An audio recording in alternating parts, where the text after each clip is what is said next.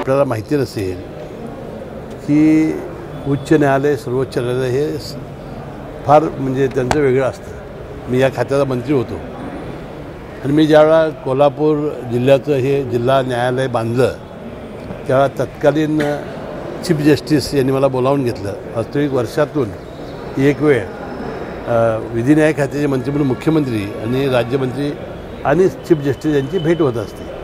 तशी भेट आमची होत होती कारण विधी न्याय खातं माझ्याकडे होतं। त्यावेळा तत्कालीन मुख्य न्यायाधीश मला सांगितलं की अतिशय चांगला प्लॅन कोल्हापूरचा केला आहे, परंतु सगळ्या जिल्ह्यातून जर अशी मागणी आली तर तुम्हाला ते करावं लागेल।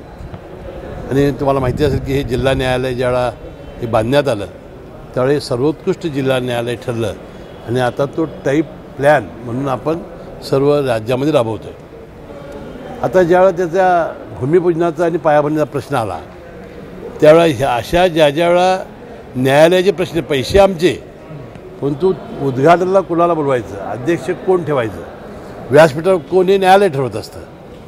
उद्या जर इथं मुख्य न्यायाधीश मुंबई बेंचचे यांनी ठरवलं की बेंचवर स्टे डायसवर हेच लोक असतील तेवढेच येणार, त्यामुळे त्यात जास्त हस्तक्षेप आम्ही करणार नाही। परंतु ही लढाई जी आहे ही 6 जिल्ह्यातील जनतेनं जिंकलेली आहे, 6 जिल्ह्यातील वकिलांनी जिंकलेली आहे।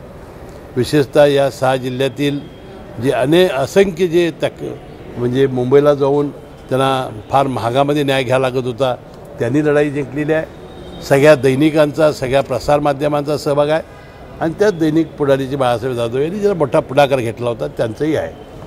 आता त्यावेळेला पासून आम्ही सातत्यानं त्यासाठी प्रयत्न करतो आहे। एक वेळ अशी आली होती की या सगळ्या वकिलांनी आपण कोर्टात जाणार नाही त्याला त्यांनी बहिष्कार गाठला होता आणि कोर्टाने हायकोर्टाने सांगितलं की आम्ही तुमच्या संधा रद्द करू, त्यावेळेलासुद्धा जाऊन रद्दबदली करणं असे अनेक प्रयत्न त्यावेळा आमच्या काळामध्ये झालेले आहेत। मला वाटते जे सर्किट बेंच आहे याची लढाई जी झालेली आहे हा लढाईचा विजय हा सर्वांचा आहे आणि यामुळं कोल्हापूर जिल्ह्याचं फार महत्त्वपूर्ण म्हणजे विकास होणार आहे। आपल्याला माहिती नाही की या 6 जिल्ह्यातील सगळे पक्षकार येणार, सगळे वकील येणार।